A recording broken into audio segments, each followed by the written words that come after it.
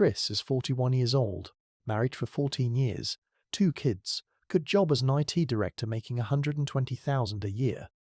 Stable life, happy marriage, or so he thought. His wife Ashley told him she needed a break.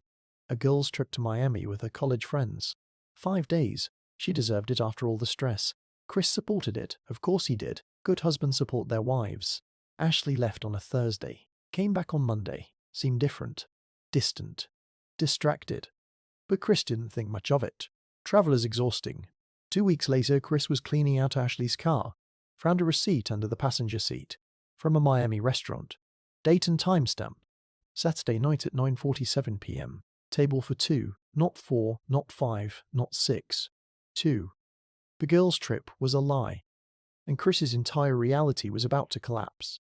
Chris met Ashley when he was 25. She was 23. Both working entry-level jobs, both ambitious, both building their futures.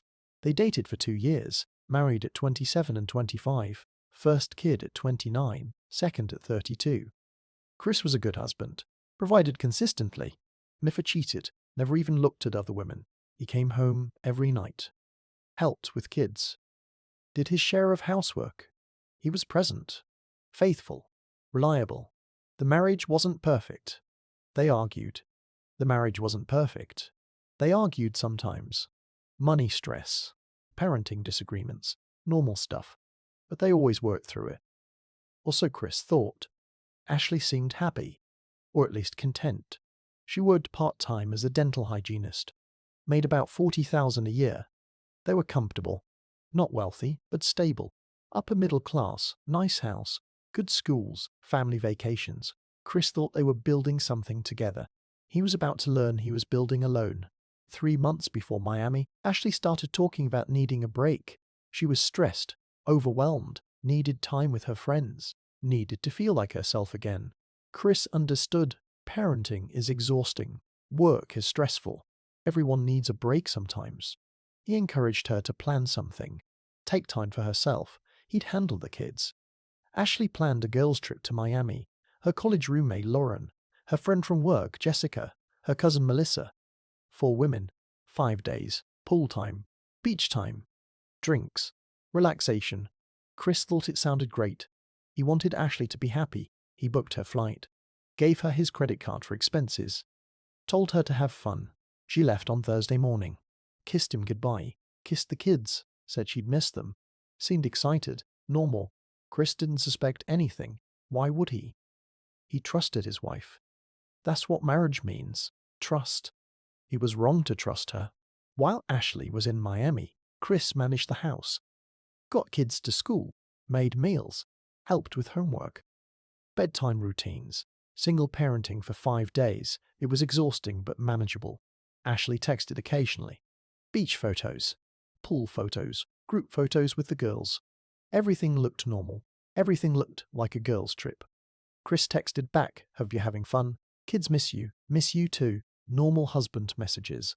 On Saturday night, Ashley called, said she was heading to dinner with the girls, asked how the kids were, talked for 5 minutes. Everything seemed fine. Chris went to bed that night thinking his wife was at dinner with her girlfriends. He was wrong. She was at dinner, but not with her girlfriends. Monday morning, Ashley came home, seemed tired, distracted, said the trip was great but exhausting. Chris noticed she seemed different, off somehow. But he didn't push it. He should have pushed it. 2 weeks later, Chris was cleaning out Ashley's car. She'd asked him to take it to the car wash. He found trash under the passenger seat, fast food bags, coffee cups, and a receipt. The receipt was from a Miami restaurant, Johnny's, an expensive Italian place. Date stamped, Saturday. The Saturday, Ashley was in Miami. Time stamped, 9:47 p.m. The night she called him saying she was heading to dinner with the girls. Chris looked at the receipt details. Table for 2, not 4, not 5, not 6, 2 people. Total bill $347. 2 appetizers, 2 entrees, 2 desserts, 1 bottle of wine, 2 cocktails. Chris stood in the driveway holding that receipt. His hands were shaking.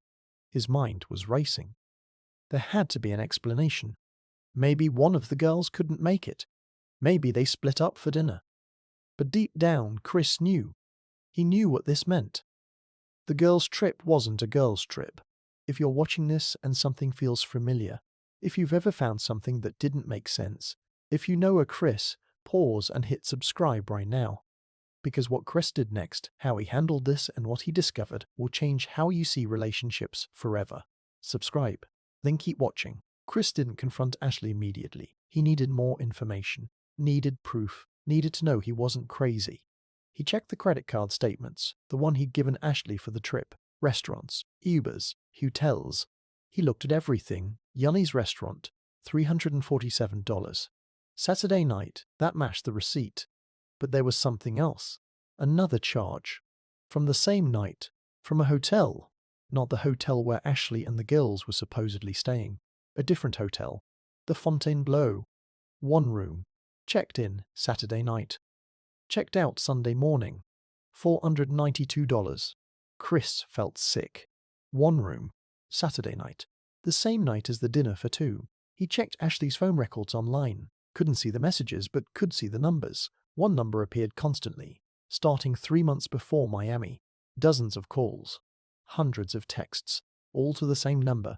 Chris didn't recognize the number, but he knew what it meant. Chris waited until the kids were asleep. Then he put the receipt on the kitchen table. Put the credit card statement next to it. Put the phone records next to that. Ashley walked into the kitchen. Saw the papers. Her face went white. Chris said, "Tell me about Miami." Ashley stammered, "What do you mean? You know about Miami." "I told you." Chris pointed at the receipt. "Table for two, not four. Tell me about that." Ashley tried to explain. Said the other girls didn't want Italian. Said she went alone. Said she met a guy at the restaurant. Just talked. Nothing happened. Chris pointed at the hotel charge. "Tell me about the Fontainebleau." "The room you checked into Saturday night. The one you checked out of Sunday morning." Ashley started crying. Said it was a mistake. Said she was confused. Said she was going through something. Said it didn't mean anything. Chris asked the only question that mattered. Who is he? His name was Derek. Ashley met him at the gym. 6 months ago. They started talking. Then texting. Then meeting for coffee. And more. Derek was 34. Single. Personal trainer. Ashley said he made her feel young again. Made her feel desired. Made her feel alive. The Miami trip wasn't a girls' trip. It was a trip with Derek. Ashley told her friends she couldn't make it, told Chris she was with them, spent 5 days in Miami with another man, using Chris's credit card. While Chris took care of their kids, she said she was going to end it. Said it was a mistake. Said she loved Chris. Said she wanted to fix the marriage. Chris listened to all of it. Then he said, "Pack a bag. Stay at your sister's. I need time to think." Ashley left that night, crying, apologizing, begging for another chance. Chris sat alone in his house, 41 years old, 14 years of marriage, built on lies. Chris called a divorce lawyer the next morning, filed papers within a week. Ashley begged him to reconsider, said it was one mistake, said they could work through it, said she'd do anything. Chris said no, not because he was angry, because he finally understood. This wasn't one mistake. This was 6 months of choices, hundreds of lies, thousands of text messages. A trip planned and executed with precision, using his money. While he took care of their children, the divorce took 8 months. Ashley got the house temporarily, 50-50 custody, child support. Chris paid his lawyers $34,000. Small price for freedom. 1 year after finding that receipt, Chris was living in a new apartment, dating a 36-year-old accountant named Rebecca. No kids. Never married.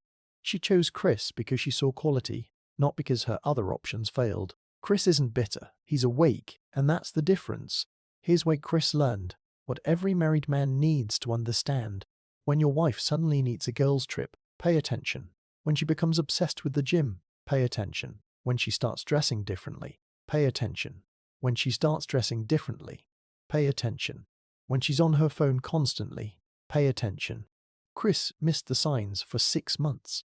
The gym membership, the new clothes, the emotional distance, the phone obsession. He trusted. He shouldn't have. The receipt was just confirmation. The truth was already there, in the gym visits, in the text messages, in the distance. Chris just didn't want to see it. Most men don't want to see it. They trust. They believe. They think their wife would never. Until she does. Chris learned trust isn't enough. Awareness matters. Verification matters. That receipt saved him from years more of lies. If you're a married man watching this, understand what Chris learned too late. Your wife's girls' trip might not be a girls' trip. Her gym time might not be a girls' trip. Her gym time might not be gym time. Her phone calls might not be her friends. Chris was a good husband. Faithful.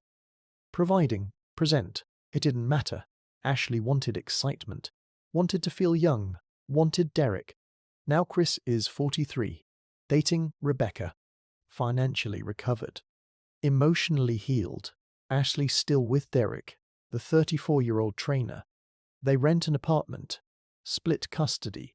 She gave up the stable life for tingles. Chris didn't lose. He got freed. Freed from a woman who saw him as a provider while she got excitement elsewhere. The receipt was a gift. It showed him the truth. Don't be Chris at 41. Finding receipts. Discovering lies. Be aware now. Trust, but verify. The receipts always tell the truth. Drop a comment. Have you ever found something that didn't make sense? A receipt, a text, a charge. What was it? And if you know a Chris, share this video. Someone needs to see it before they find their own receipt. Subscribe for more truth about modern marriage that nobody else will tell you. I'll see you in the next one.